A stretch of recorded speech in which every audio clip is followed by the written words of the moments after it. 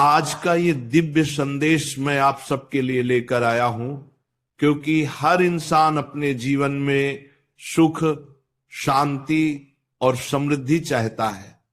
कोई भी ऐसा नहीं है जो दरिद्रता, कष्ट या अशांति में रहना चाहता हो।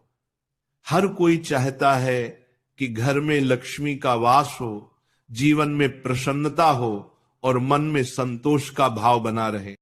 लेकिन ये सब तभी संभव है जब हम अपने जीवन में सूर्य देव की उपासना को स्थान दें। प्रेमानंद जी महाराज कहते हैं, सूर्य केवल प्रकाश नहीं देते, वे जीवन देते हैं। जब हम सुबह सुबह ब्रह्म मुहूर्त में सूर्य देव को जल अर्पित करते हैं तो ये केवल एक कर्म कांड नहीं होता, ये आत्मा की जागृति का प्रतीक है।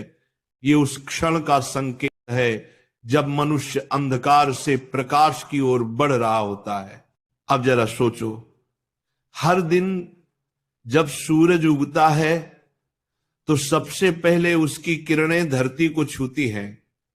वे पेड़ों को, नदियों को, पहाड़ों को और फिर हमारे शरीर को ऊर्जा देती हैं। उसी प्रकार जब हम सूर्य देव को जल अर्पित करते हैं तो वो किरणें हमारे मन, हमारे कर्म और हमारे भाग्य को भी प्रकाशित कर देती हैं।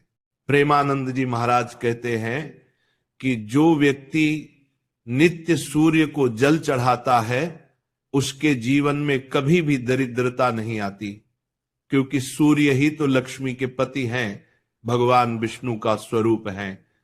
और जहां विष्णु का तेज होता है वहां लक्ष्मी अपने आप आती है। अब प्रश्न उठता है कि जब हम सूर्य देव को जल अर्पित करते हैं तो कौन से मंत्र बोलने चाहिए? तो सुनो मेरे प्रिय भक्तों, 3 ऐसे मंत्र हैं जिन्हें बोलने मात्र से ही जीवन के सारे दोष मिट जाते हैं, गरीबी का नामो निशान मिट जाता है और जीवन में एक अद्भुत तेज, एक दिव्यता भर जाती है।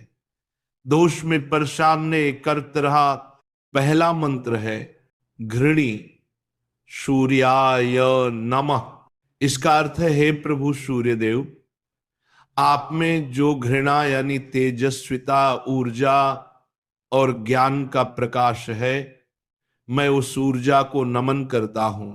जब आप ये मंत्र बोलते हैं तो आपके शरीर के भीतर की नकारात्मक ऊर्जा नष्ट होती है, आलस्य, अज्ञान और मानसिक अंधकार दूर होता है।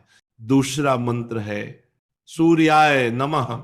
ये मंत्र सबसे प्राचीन और सरल है, लेकिन इसकी शक्ति अपार है। इस मंत्र को बोलते समय जब आप सूर्य को जल चढ़ाते हैं तो जल की धारा के साथ आपके कर्म भी पवित्र होते हैं, आपके जीवन के दोष धीरे धीरे समाप्त होने लगते हैं। तीसरा मंत्र है उरादित्याय नमः। आदित्य यानी जो सबका पिता है, जो सबको जीवन देता है। जब आप ये मंत्र बोलते हैं तो ये केवल सूर्य देव की पूजा नहीं है, बल्कि सृष्टि के हर जीव की आराधना है।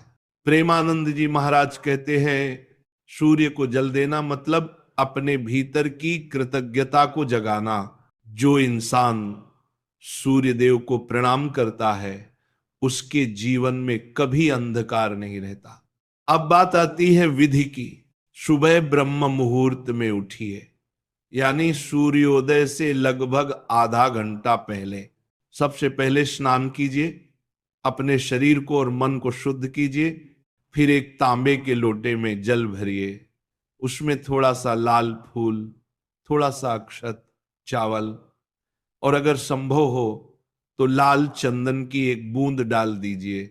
अब अपने मन को शांत कर लीजिए और जब सूर्य देव की पहली किरण आकाश में दिखे तो पूर्व दिशा की ओर मुख करके दोनों हाथों से जल अर्पित कीजिए। ध्यान रखिए, जल की धारा पतली और निरंतर होनी चाहिए ताकि सूर्य की किरणें उस जल से छनकर आपके नेत्रों और मस्तिष्क पर पड़े। उस क्षण में जो ऊर्जा आपके भीतर प्रवेश करती है वही आपके जीवन को धन्य बनाती है। प्रेमानंद जी महाराज कहते हैं, जिस घर का कोई सदस्य प्रतिदिन सूर्य को जल देता है उस घर की दरिद्रता पिघल जाती है। ऐसे घर में लक्ष्मी का वास स्थायी हो जाता है। अब बहुत लोग ये पूछते हैं, महाराज जी हम तो शहर में रहते हैं, हमारे सामने सूरज साफ नहीं दिखता, क्या करें? तो सुनो, जब तक भावना शुद्ध है तब तक हर पूजा स्वीकार्य है। आप बालकनी में खड़े होकर भी सूर्य की दिशा में जल अर्पित कर सकते हैं। जरूरत है सिर्फ श्रद्धा की। धन और समृद्धि केवल मेहनत से नहीं आती, वो आती है कृपा से, और कृपा वहीं होती है जहां श्रद्धा होती है। सूर्य देव का जल चढ़ाना मतलब केवल एक अनुष्ठान नहीं है, ये ब्रह्मांड की सबसे बड़ी ऊर्जा से जुड़ने का माध्यम है। अब देखो, जिन लोगों को हमेशा पैसों की तंगी रहती है, व्यापार में हानि होती है, घर में क्लेश रहता है, वे अगर प्रतिदिन सूर्य को जल चढ़ाने लग जाएं तो धीरे धीरे उनकी किस्मत पलटने लगती है। क्योंकि जब सूर्य की किरणें आपकी आत्मा को छूती हैं तो वो कर्मों के अंधकार को मिटा देती है। प्रेमानंद जी महाराज एक कथा सुनाते हैं। एक व्यक्ति रोज मेहनत करता था लेकिन हमेशा कर्ज में डूबा रहता। उसने महाराज जी के कहने पर सिर्फ 21 दिन सूर्य को जल अर्पित किया और इन 3 मंत्रों का जाप किया। 21 दिन बाद उसके व्यापार में आश्चर्यजनक परिवर्तन आया, क्योंकि जब ईश्वर की कृपा होती है तो कर्मों के फल भी बदल जाते हैं। तो मेरे प्यारे भाइयों और बहनों, यदि आप चाहते हैं कि आपके जीवन में कभी अभाव ना आए तो आज से ही ये संकल्प